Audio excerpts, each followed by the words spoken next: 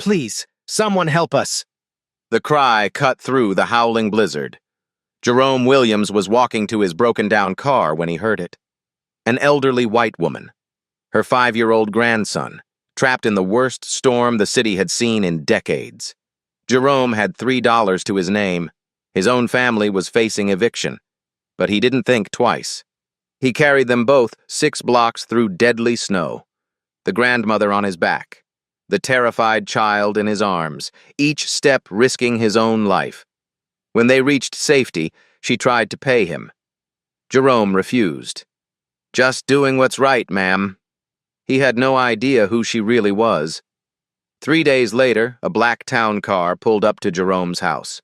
The woman inside would make him an offer that seemed impossible. But first, she had to tell him the truth about who he'd saved. But who was Jerome Williams?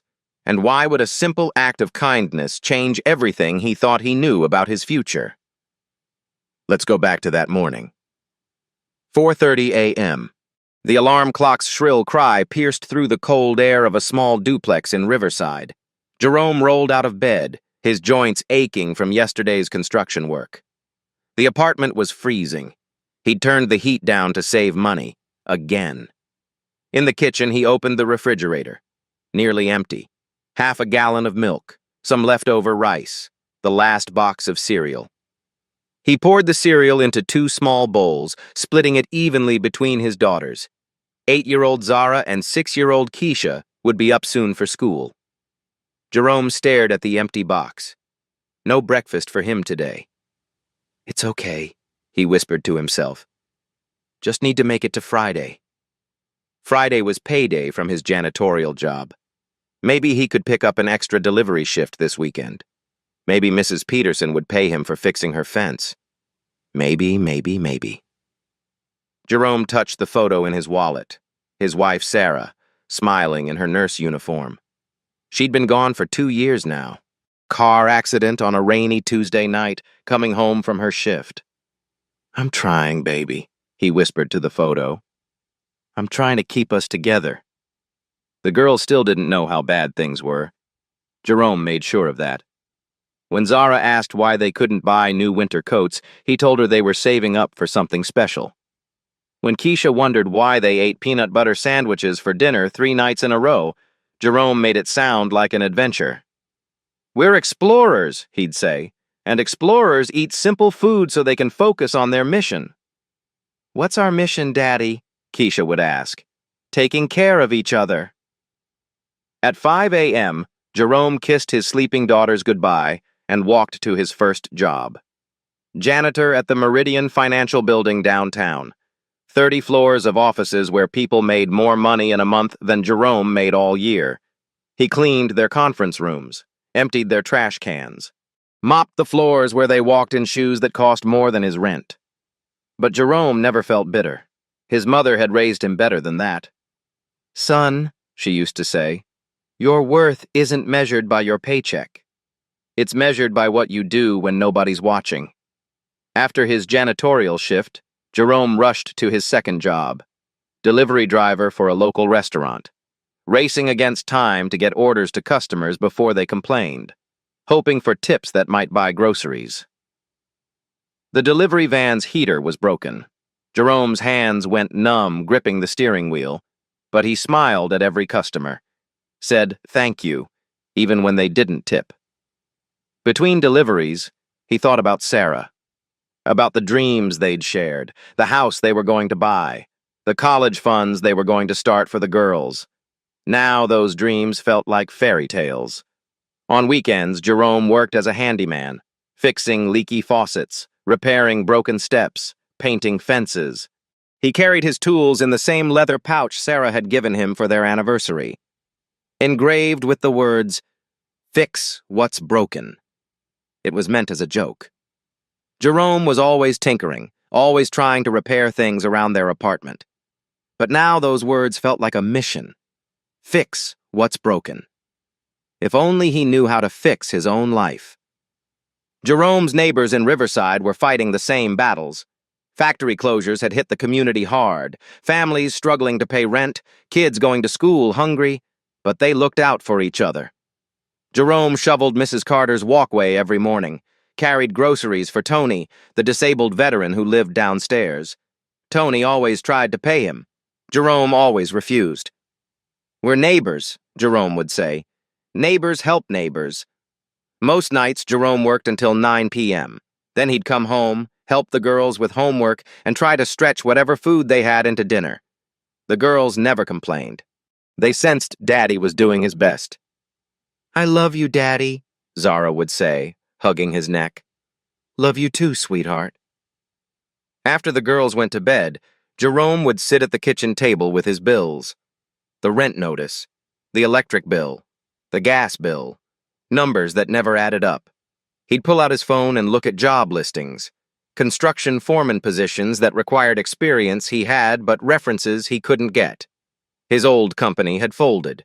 His supervisor had moved to another state. Jerome had been a good foreman. His crews respected him. Safety was always his priority. But when the construction industry collapsed, good men like Jerome were left behind. Some nights, the weight of it all felt crushing. How was he supposed to provide for his daughters? How was he supposed to give them the future Sarah had dreamed of? But every morning, Jerome got up, put on his work boots, straightened his shoulders. "Fix what's broken," he'd whisper, touching the tool pouch. Today felt like any other day. Jerome finished his janitorial shift at the Meridian building. The weather report was calling for snow, but he'd worked in worse conditions. He was walking to his car when he heard the cry for help. Jerome had no idea that the next 6 blocks would change his life forever, that the elderly woman he was about to carry through the storm would soon make him the most talked-about man in the city. All he knew was that someone needed help, and Jerome Williams had never walked away from someone in need. But Jerome had no idea he was about to walk into the most important moment of his life. It was 2 p.m. when the weather alert came through. Jerome was finishing his shift at the Meridian building, mopping the executive floors on the 15th level. His supervisor burst through the door. "Everyone out, now! Historic blizzard coming in fast." Jerome looked out the floor-to-ceiling windows. The sky had turned an ominous gray. Snow was already beginning to fall. "How historic?" Jerome asked. "Potentially deadly. Temperatures drop 30 degrees in the next hour. Get home, Jerome. Stay safe." Jerome packed his supplies and headed for the parking garage. His beat-up Honda Civic was waiting in the employee section. If he hurried, he could make it home before the storm hit. That's when he heard it. "Please! Someone help us!" A woman's voice, desperate and scared. Jerome turned toward the sound. Near the garage entrance, he saw them. An elderly white woman in an expensive wool coat. A small boy in a private school uniform. They were huddled next to a luxury sedan with its hood up. The woman was well dressed, but she wasn't prepared for this weather. Her shoes were leather flats, not boots. No gloves, no hat. The boy looked about 5 years old. He was crying, his small body shaking. Jerome approached them. "Ma'am, what's the situation?" The woman looked up. Despite her obvious panic, there was something commanding about her presence. She was used to being in control. "Our car won't start," she said. "The battery's dead. My phone is dead, too. I forgot my charger at home." Jerome knelt down and examined the boy. "Tommy," she called him. His lips were already turning blue. His breathing was becoming labored. "Does he have asthma?" Jerome asked. "Yes," the woman said. "How did you know?" "I can hear it in his breathing." Cold air makes it worse. Jerome's construction experience kicked in. He'd worked enough winter jobs to recognize hypothermia symptoms. The woman's speech was slightly slurred. Tommy's shivering was becoming violent. They had maybe 30 minutes before serious danger. Jerome tried to start his own car. Dead battery. The cold had drained it completely. "Ma'am, what's your name?" "Eleanor," she said. "Eleanor Manchester. This is my grandson, Tommy. I'm Jerome Williams. Eleanor, I need you to listen to me. This storm is getting worse fast. We can't wait for help." Eleanor tried to stay calm, but Jerome could see the fear in her eyes. "How far is your house?" 15 miles, she said. But Tommy can't walk in this weather. He can barely breathe. Jerome looked around the parking garage. The wind was picking up. Snow was starting to blow in through the entrance. The temperature was dropping fast. He thought about his own daughters at home. They'd be worried if he was late. Mrs. Carter was watching them, but still. Then he looked at Tommy. The boy was getting worse. His breathing was becoming more labored. Jerome made his decision. "There's an emergency shelter at the community center," he said. 6 blocks from here. I can get you both there. Eleanor looked at him with surprise. 6 blocks? In this storm? Tommy can't make it that far. He won't have to walk, Jerome said. I'll carry him. What about me? Jerome looked at Eleanor. She was probably in her 70s, wearing the wrong shoes, already showing signs of hypothermia. I'll help you too, he said. We'll make it together. Eleanor stared at Jerome. You don't even know us. Why would you risk yourself for strangers? Jerome smiled. Ma'am, nobody's a stranger when they need help. He took off his work jacket and wrapped it around Tommy. Hey, buddy, what's your name? Tommy, the boy whispered. Tommy, we're going to play a game, okay? It's called Brave Explorer. I'm going to carry you, and you're going to help me navigate through the snow. Can you do that? Tommy nodded weakly. Jerome fashioned a makeshift sling from his work belt. He positioned Tommy on his back, making sure the boy was secure. Eleanor watched him work.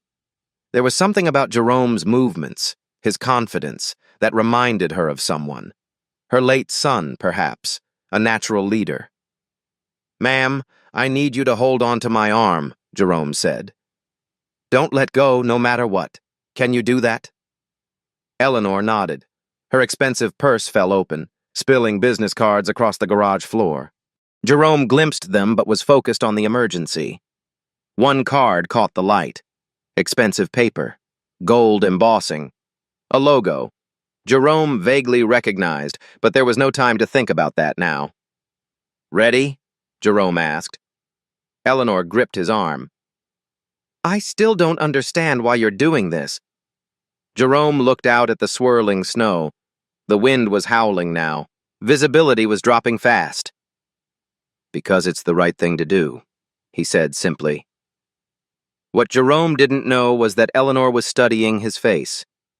Something about his selflessness, his instant decision to help, reminded her of the kind of person she'd been looking for her entire career. The kind of person who could change everything. Jerome knew that carrying them both through the blizzard could kill all 3 of them. But what happened next would prove that sometimes heroes are made in the most impossible moments. The storm hit them like a freight train. The moment they stepped outside, the wind nearly knocked Jerome over. Snow whipped sideways, stinging his face like tiny needles. Visibility dropped to less than 10 feet. Tommy whimpered on Jerome's back. Eleanor's grip on his arm tightened. I can't see anything, Eleanor shouted over the wind. I know this area, Jerome called back. Stay close to the buildings. Use them as windbreaks. Jerome's construction experience kicked in. He knew how to navigate in bad weather, how to find shelter, how to stay safe when conditions turned deadly. But this was different. This wasn't just about him anymore. They moved slowly. Jerome testing each step before putting his full weight down. The snow was already knee-deep and getting deeper.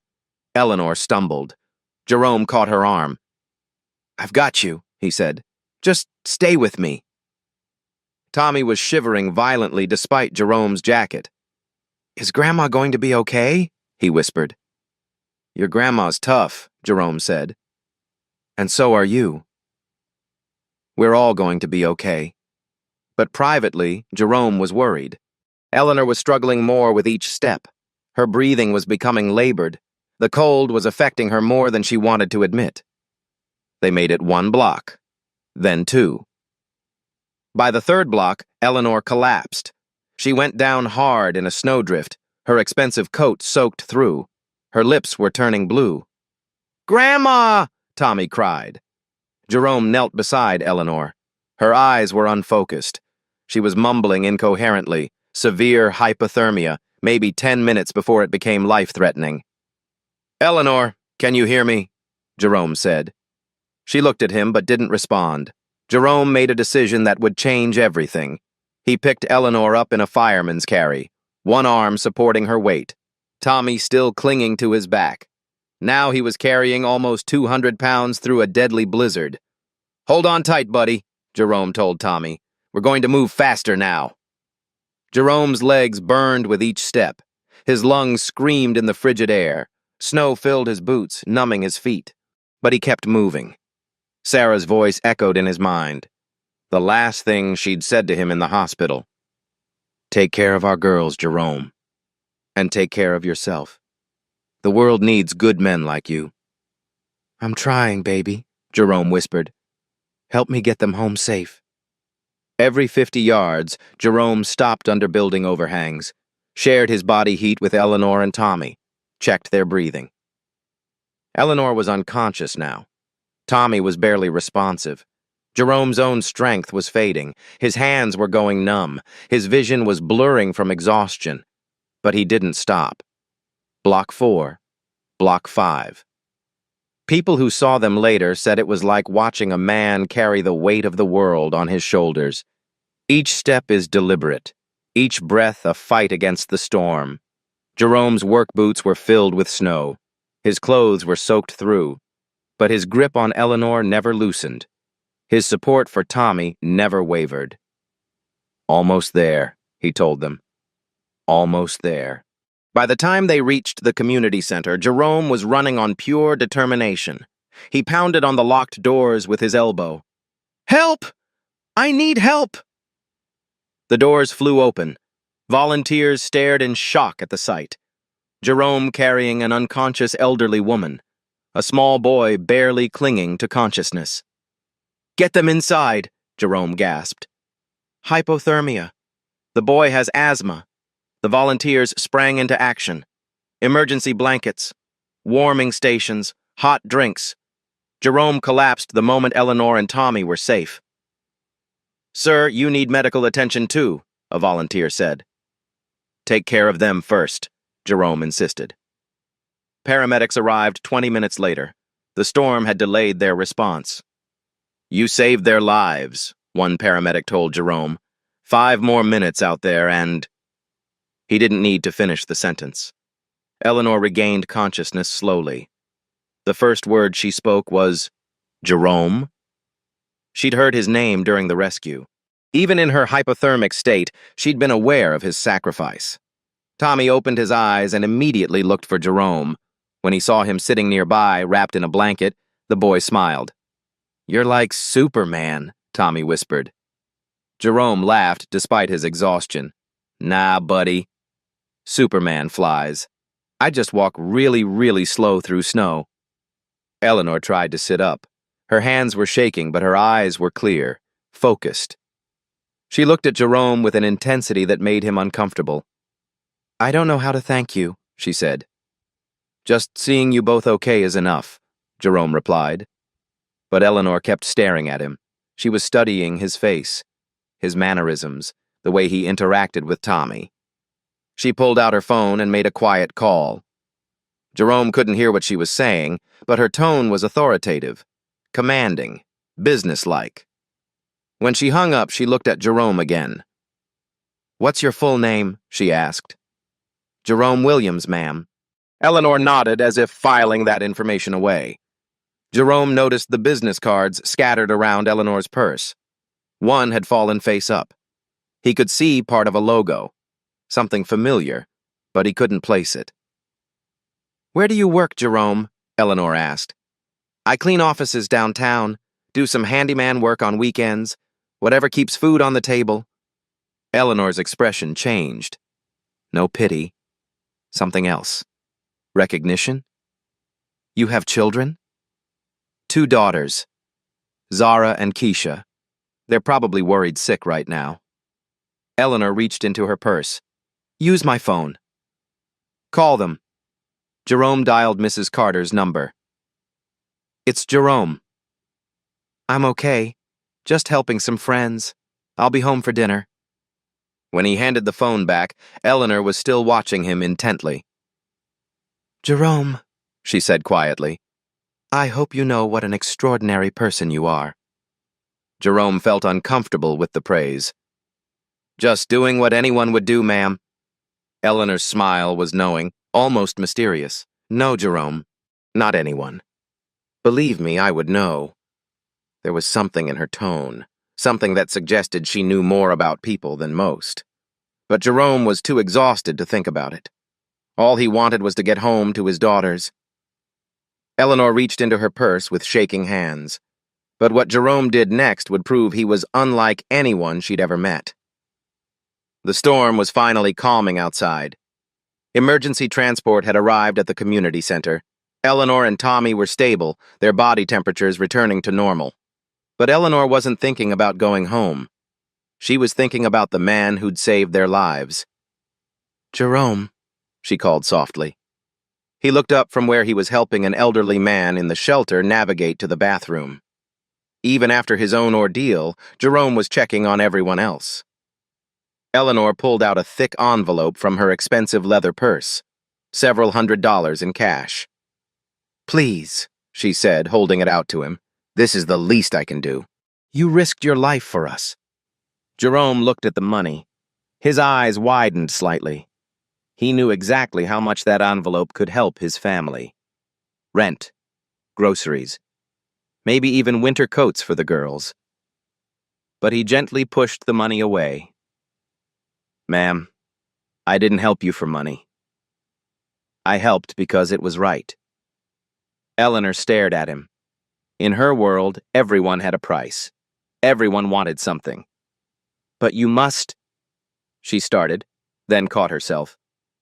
I mean, everyone needs help sometimes. Jerome's stomach growled audibly. He hadn't eaten since yesterday. But he just smiled. I appreciate the thought, but seeing Tommy's smile is payment enough. Tommy was sitting on a nearby chair, color returning to his cheeks. When he heard his name, he looked over and grinned at Jerome. You were so brave out there, buddy, Jerome said to Tommy. Your grandma must be real proud. Eleanor watched this interaction carefully. Jerome's warmth with Tommy was genuine, not performed for her benefit. Please, Eleanor insisted. At least let me do something. Anything. Jerome thought for a moment. Well, if you really want to help, there's a family over there with 3 small kids. They've been here since this morning. I think they could use that money more than me. Eleanor followed Jerome's gaze to a young Hispanic family huddled in the corner. The parents looked exhausted. The children were sharing one small sandwich. You want me to give the money to strangers? Eleanor asked. They're not strangers, Jerome said. They're neighbors. And neighbors help neighbors. Eleanor was quiet for a long moment. Then she walked over to the family and handed them the envelope. The gratitude in their eyes was overwhelming. When Eleanor returned, Jerome was kneeling at Tommy's level. You are good for your grandma, okay? Jerome was saying. And remember, you're tougher than any blizzard. Tommy hugged Jerome's neck. Can you come play with us sometime? Eleanor answered before Jerome could. Tommy, Jerome has his own family to take care of. Actually, Jerome said, I'd love to meet Tommy again sometime. If that's okay with you, ma'am. Eleanor studied Jerome's face. You really mean that, don't you? Of course. Tommy's a special kid. Eleanor reached into her purse again. This time she pulled out a business card. At least take this, she said. If you ever need anything. Anything at all. Jerome accepted the card politely.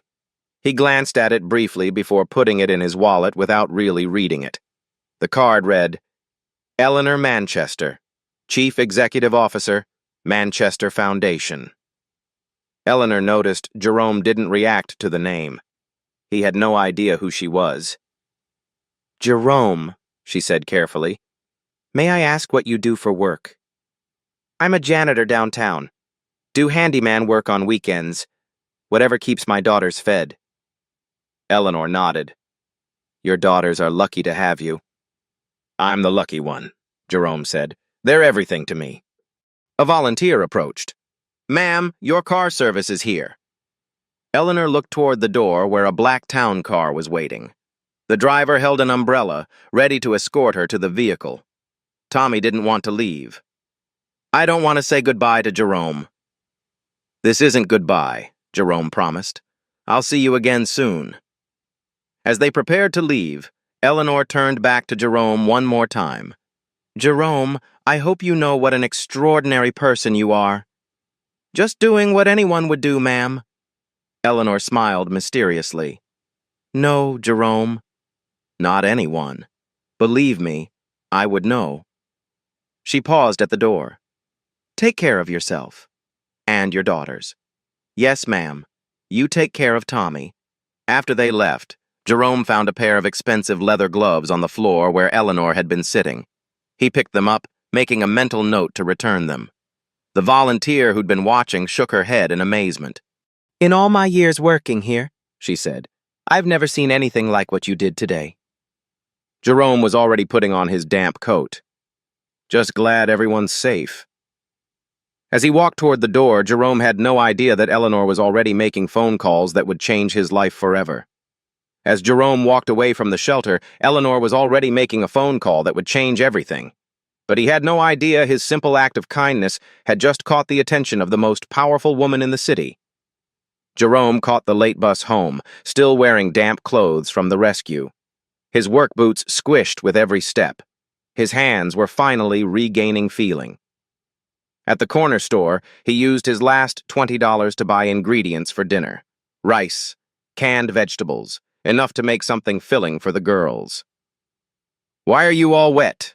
Asked Mr. Rodriguez, the store owner. Jerome just shrugged. Helped some folks out. He didn't mention the storm.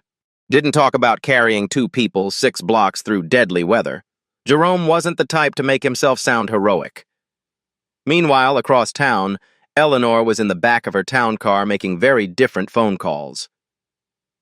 David, I need you to run a complete background check on someone named Jerome Williams. Her assistant's voice came through the speaker. Is this business-related, Mrs. Manchester? No, Eleanor said, watching the city blur past her window. It's personal. Very personal. What kind of information do you need? Everything. Employment history, financial situation, family background, character references. I want to know who this man really is. Eleanor paused, thinking about Jerome's refusal to take money, about the way he'd helped that family in the shelter. And David? Cancel tomorrow's board meeting.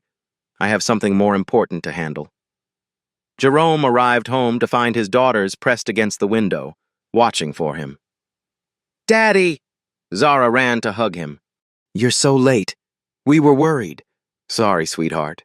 Got caught in the storm helping someone. As Jerome fumbled for his keys, he found something taped to his door. An eviction notice. His stomach dropped. Rent was 3 days overdue. Jerome quickly tore down the notice and stuffed it in his pocket before the girls could see it. What was that paper, Daddy?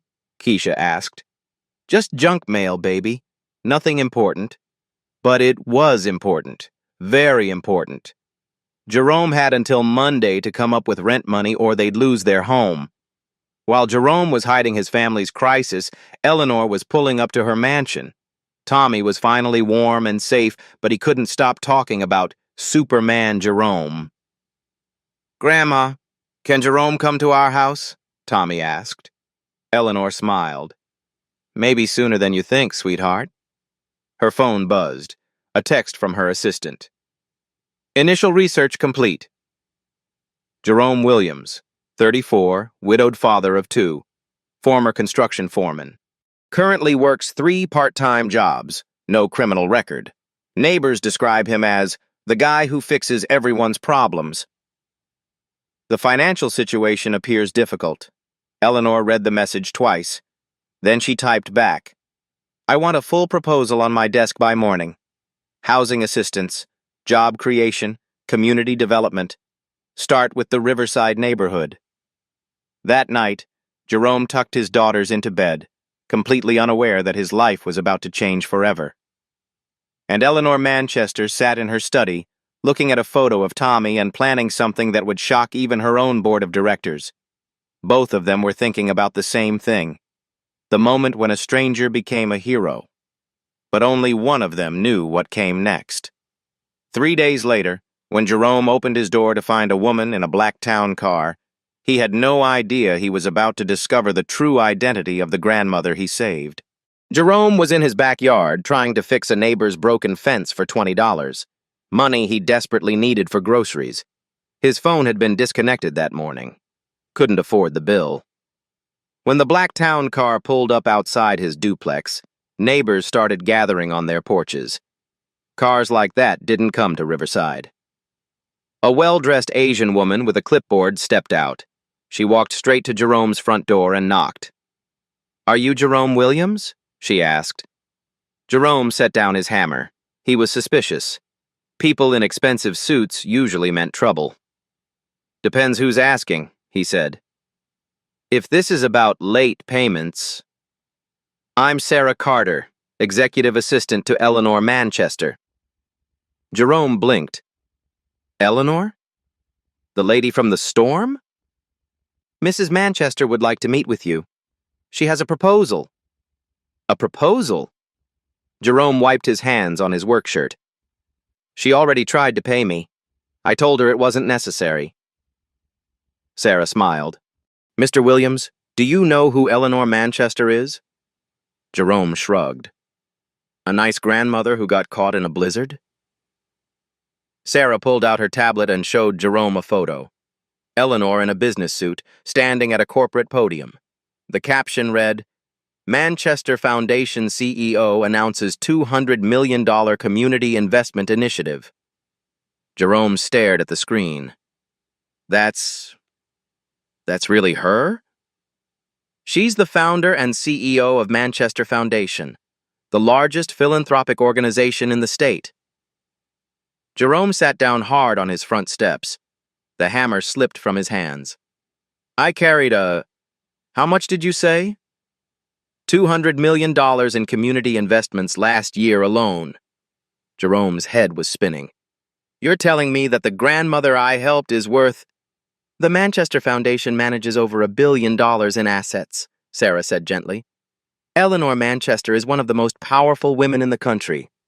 Sarah showed Jerome another photo. The Meridian Financial Building where he worked as a janitor. "You clean this building, right?" "Yeah, that's my day job. How did you..." "Her foundation owns it. They're converting it to affordable housing and job training centers." Jerome felt like the world was tilting. "She owns the building where I work?" "Not owned. Her foundation bought it last month. They're planning a complete renovation of your neighborhood." Sarah swiped to another photo. Architectural plans showing Riverside transformed. New housing, community centers, green spaces. Jerome recognized his own street in the plans. "Wait," he said slowly. "That's my neighborhood they're talking about renovating." "Exactly." Sarah showed him another photo. Eleanor with a man in military uniform and a young boy. "This is Tommy's father. Captain Michael Manchester. He died serving overseas 2 years ago." Jerome touched the photo. "That little boy lost his dad." "Tommy is Eleanor's only grandchild, her entire world. When you saved him, you saved the future of the Manchester legacy." The weight of what Sarah was saying hit Jerome like a truck. "I just saw a scared kid who needed help." "That's exactly why Mrs. Manchester wants to meet with you." Sarah pulled out a thick folder. "She had us research your background." Jerome stood up, defensive. "What kind of research?" "Employment history, character references, community involvement." Sarah opened the folder and read, "Former construction foreman. 8 years of perfect attendance. Laid off due to company downsizing. Widowed father of 2 daughters. Volunteers at the community center. Never been arrested. Neighbors describe you as the guy who fixes everyone's problems." Jerome felt exposed, vulnerable. She also knows about your wife, Sarah. I'm sorry for your loss. Jerome's eyes filled with tears. Why would she dig into all that? Because Eleanor Manchester doesn't just say thank you, Mr. Williams. She changes lives. Sarah closed the folder and looked at Jerome directly. She'd like you to come to her estate tomorrow at 2 p.m. Her estate? Jerome looked down at his work clothes, his calloused hands. I don't think I belong in a place like that. Mr. Williams, after what you did, you belong anywhere you want to be. Jerome was quiet for a long moment, processing everything. What could she possibly want from someone like me? She wants to discuss your future, and your daughter's futures. Jerome's head snapped up. My daughters? Among other things. Will you come? Jerome looked at his duplex, at the eviction notice hidden in his pocket, at his neighbors watching from their porches. Can I bring my daughters? I don't have childcare. Sarah smiled. Mrs. Manchester specifically hoped you would. Tommy's been asking about Superman Jerome every day. Jerome stood there trying to process it all. The woman he'd carried through the storm was one of the most powerful people in the state. She owned his workplace. She was planning to renovate his neighborhood, and now she wanted to meet with him. There's one more thing, Sarah said before getting back in the car. What's that? That construction company that laid you off? Hartwell Construction? What about them? They filed for bankruptcy last week. Poor management and cutting corners on safety. Jerome nodded. He wasn't surprised. Eleanor's foundation is looking for an experienced foreman to oversee the Riverside renovation project. Jerome's mouth fell open. Are you saying... I'm not saying anything, Mr. Williams. But Eleanor Manchester doesn't believe in coincidences. Sarah handed him a card with an address. She believes in opportunity. As the town car drove away, Jerome stood in his yard holding the card. His daughter Zara came outside. Daddy, who was that fancy lady? Jerome looked at the card, then at his neighborhood, then at his daughter. I honestly don't know, baby.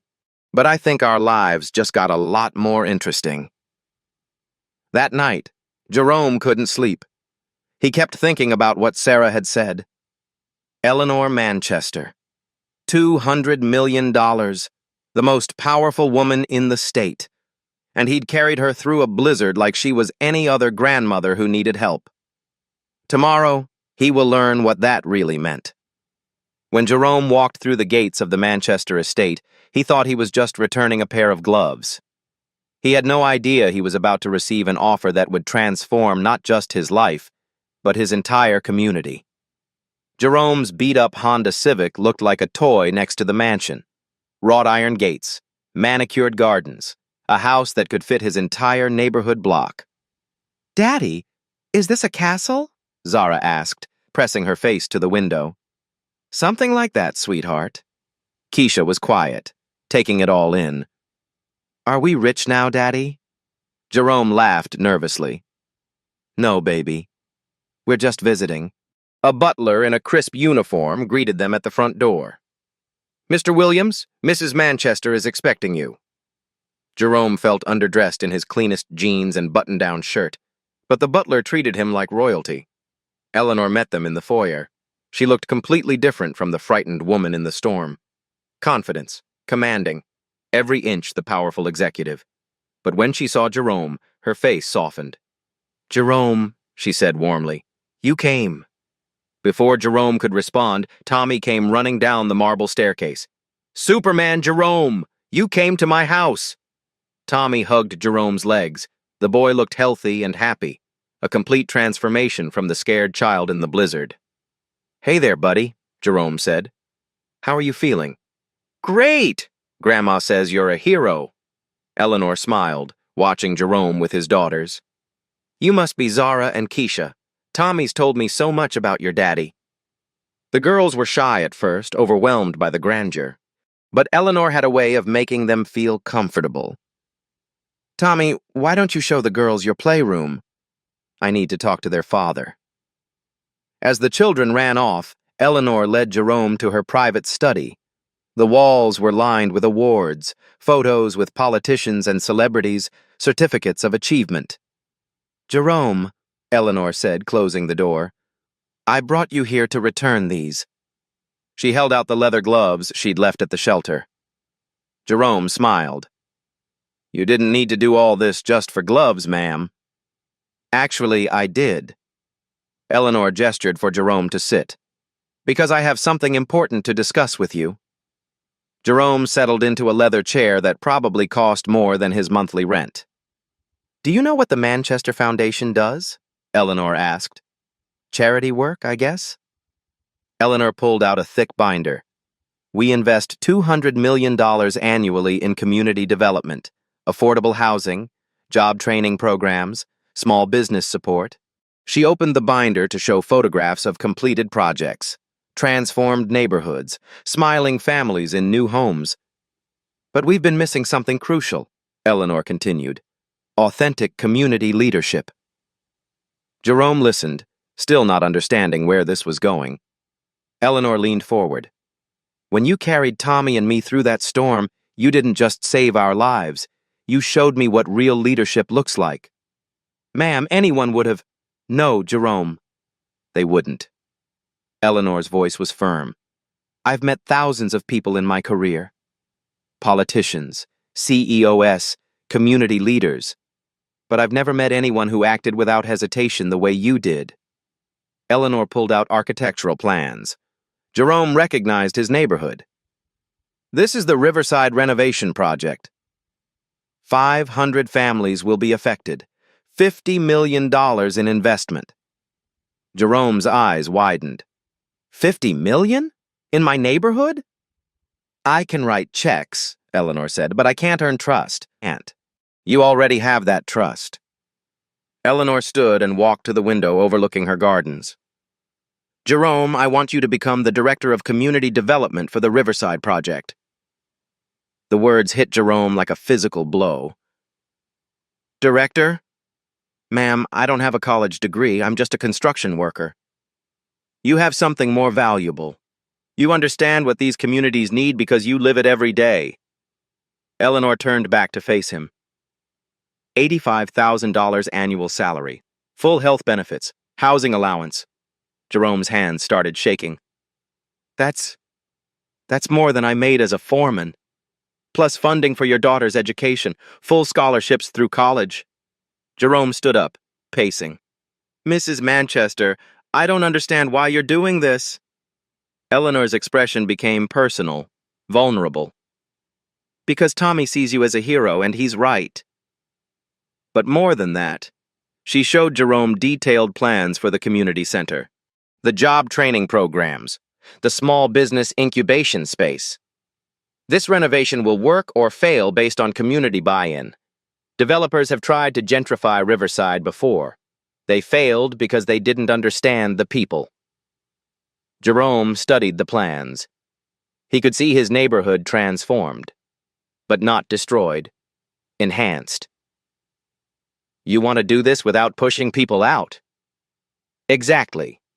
New community center with job training programs, affordable housing that doesn't displace current residents, small business support for local entrepreneurs." Eleanor pointed to employment projections. 47 new jobs in the first phase, average wage increase of 40% for participating families. Jerome was overwhelmed. "But what if I mess it up?" Eleanor smiled.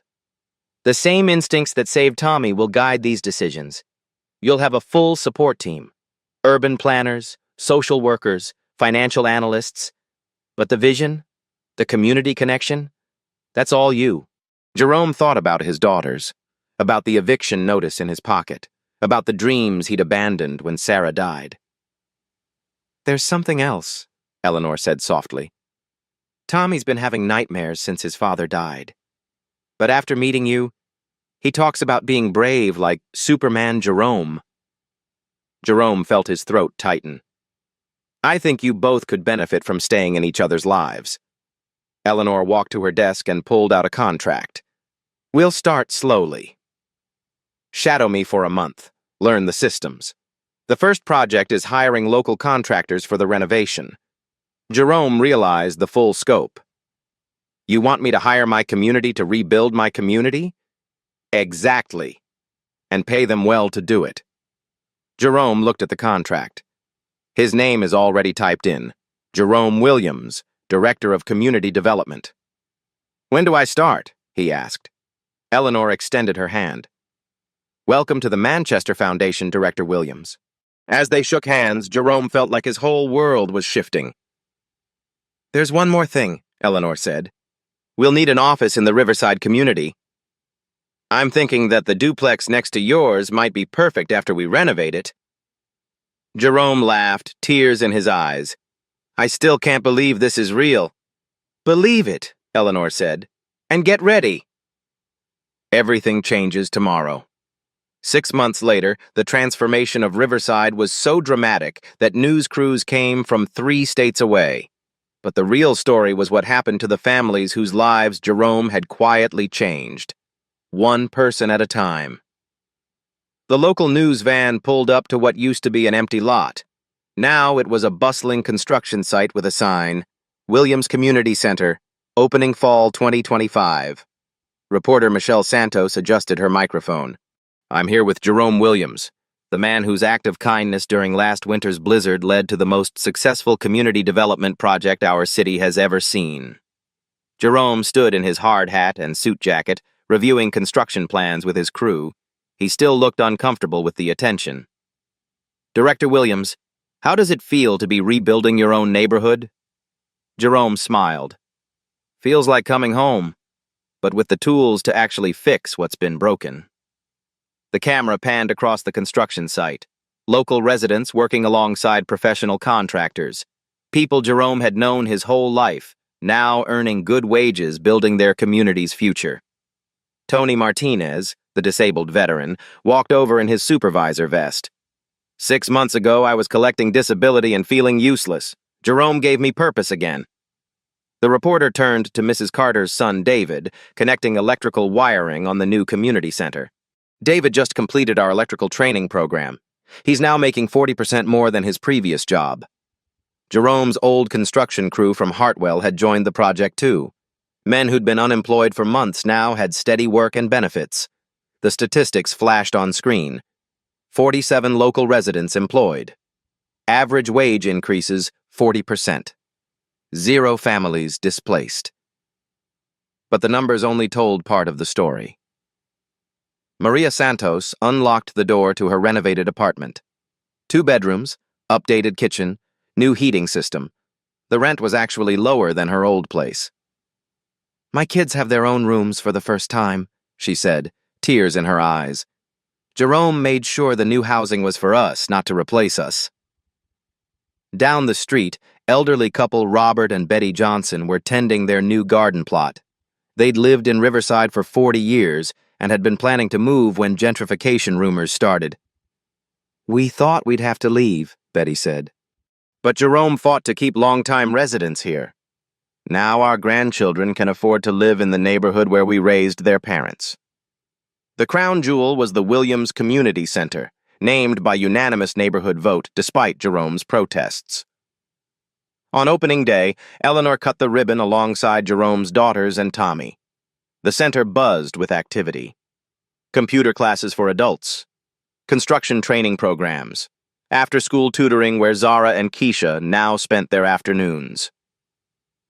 My daddy helps everybody, Zara told the news reporter. Now he has helpers too. The small business incubation program had already launched 6 new enterprises. The corner store had expanded into a full grocery. A former teacher opened a cafe that became the neighborhood's unofficial meeting place. Jerome's own business had evolved too. Williams Community Contractors was now a full-service company employing 12 people from the neighborhood. But perhaps the biggest change was in the schools. Principal Williams, no relation, showed off the new construction trades program. Jerome designed this curriculum himself. High school students learned job skills while helping with community projects. 16-year-old Marcus held up a certificate. I'm going to work for Mr. Williams after graduation. He says good construction workers can write their own ticket. The media attention kept growing. Local newspapers, regional magazines, national foundations want to replicate the Riverside model. Jerome spoke at the National Conference on Urban Development, though he still seemed uncomfortable with the spotlight. This isn't about one person getting lucky, he told the audience of city planners and foundation executives. This is about what happens when communities invest in their own people. Eleanor watched from the audience, pride evident on her face. The ripple effects extended beyond Riverside. 3 other neighborhoods had requested Manchester Foundation partnerships using Jerome's Community Insider leadership model. Property values in Riverside increased, but not at the expense of current residents. The foundation's innovative ownership structure ensured long-term affordability. Crime decreased by 30%.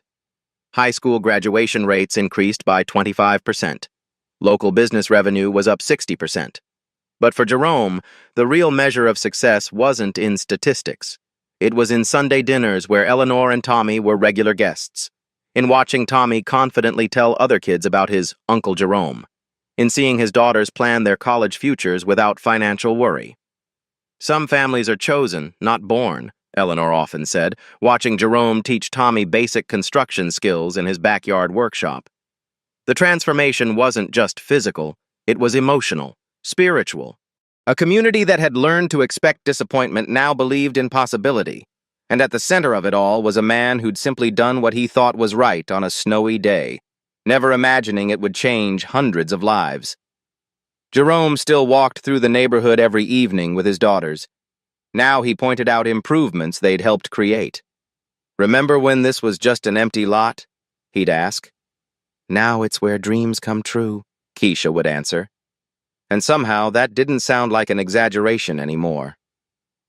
2 years later, on a snowy December afternoon, Jerome was walking from his foundation office when he heard a familiar sound, someone calling for help in a snowstorm. Jerome adjusted his professional winter coat and checked his watch. 4 p.m. on a Friday. The Williams Community Center's annual Heroes in the Storm dinner was starting in 2 hours. He was walking to his SUV when he heard it. "Help! Someone please help us!" Jerome turned toward the voice. A young Hispanic man was standing next to a broken-down sedan, holding a toddler. An elderly woman sat in the passenger seat, shivering. Jerome didn't hesitate. Same instincts, same heart. "What's the situation?" he asked, approaching them. "Our car died," the young man said frantically. "My grandmother can't walk in this weather, and my daughter has a fever. We don't have money for a tow truck." Jerome looked at the family. He saw himself 2 years ago, desperate, scared, needing help. "Come on," Jerome said, leading them to his warm SUV. "Let's get you somewhere safe." As he helped the elderly woman into his vehicle, the young man stared at him. "I don't know how to thank you, sir." Jerome smiled, starting the engine and turning up the heat. "Just paying it forward. Someone helped me once when I needed it." From the back seat, Zara and Keisha watched their father help strangers. It was a scene they'd witnessed countless times. "Daddy, you're doing the Superman thing again," Zara said. Jerome laughed. "That's not Superman, honey. That's just being a neighbor." "Can we help too?" Keisha asked.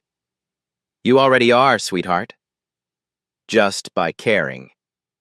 An hour later, the Williams Community Center was packed for the annual dinner. Eleanor stood at the podium as keynote speaker. 2 years ago, a man proved that heroes don't wear capes, she said. They wear work boots. They carry tool pouches, and they see neighbors where others see strangers. The audience applauded as Jerome entered with the family he'd just helped. He'd gotten them to a mechanic, paid for their repairs, and invited them to dinner. Tommy, now 8 years old, presented awards to community volunteers. He moved with confidence, no longer the scared child from the blizzard.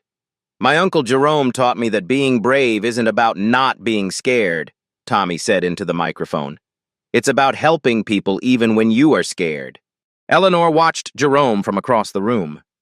He was introducing the family he'd helped to other community members, making sure they felt welcome. "You know what I love most about your father?"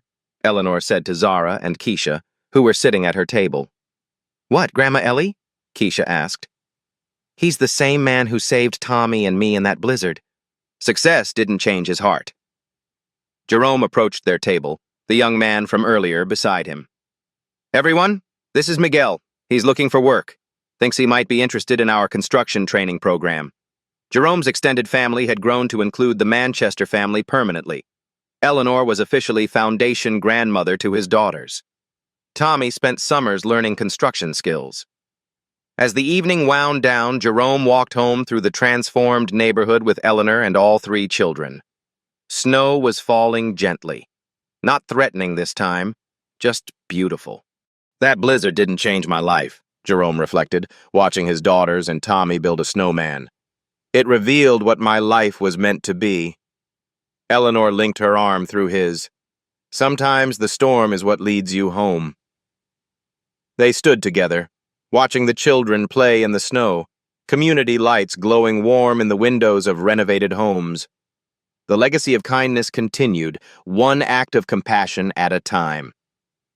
Jerome's story reminds us that heroism isn't about having superpowers, it's about having the courage to act when someone needs help. Think about it. Jerome had every reason to walk away that day. He was struggling financially. His family needed him. He could have said, someone else will help them. But he didn't.